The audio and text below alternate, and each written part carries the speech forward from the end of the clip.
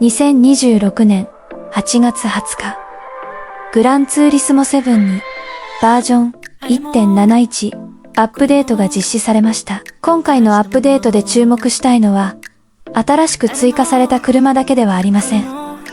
今回、大きく変更されたのが、車両挙動シミュレーション。特に重要なのが、タイヤ物理演算モデルの変更です。公式のアップデート内容では、タイヤが滑った際の挙動を中心に、計算式を変更、路面抵抗、つまり、転がり抵抗を最適化。さらに、タイヤの発熱と摩耗も調整された、とされています。今回の検証で使用するのが、こちらのタブレット。表示しているのは、SIM ダッシュボード GT7 から送られてくるテレメトリー。つまり、車両のリアルタイム走行データを受信して、ゲーム画面では確認できない情報を表示しています。今回は、その中でも、特に注目したい、4輪それぞれのタイヤ温度。フロント左、フロント右、リア左、リア右。この4本の温度を走行中にリアルタイムで確認していきます。GT7 本体の画面だけでは、こうしたタイヤ温度を直接確認することはできません。だからこそ、今回はタブレットをセカンドディスプレイとして使用。実際にタイヤが何度になっているのか、これを数字で追いながらバージョン 1.71 のニュル北を走ってみます。走行開始。まず走行開始直後、タブレットを見るとタイヤ温度は68、68、68、68、4輪ともほぼ同じ温度を示しています。ここからニュル北を走り始めます。温度が変化していく。高速、区間を抜け、コーナーを連続してクリアしていく。するとタイヤ温度が少しずつ変化していきます。表示されているのは60、59、50ワッチ、57、4輪が完全に同じ温度ではありません。そしてさらに走行を進めると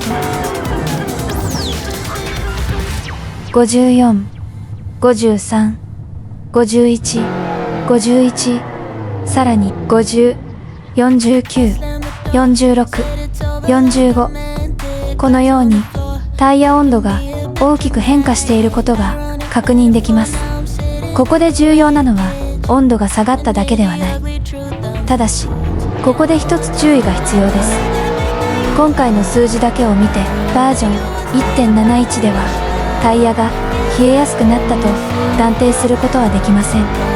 なぜなら、タイヤ温度は単純に走行時間だけで決まるものではないからです。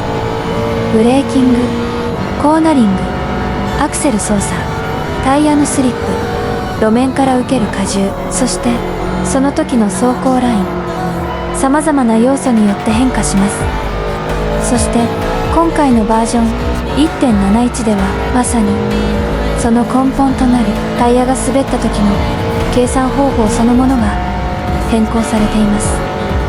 今回のテレメトリー検証から考えると、バージョン 1.71 ではタイヤを無理に滑らせて熱を入れる走りよりも、タイヤを滑らせすぎず荷重を丁寧にコントロールする走りがより重要になった可能性があります。ただし、これは今回の検証だけで完全に断定できるものではありません。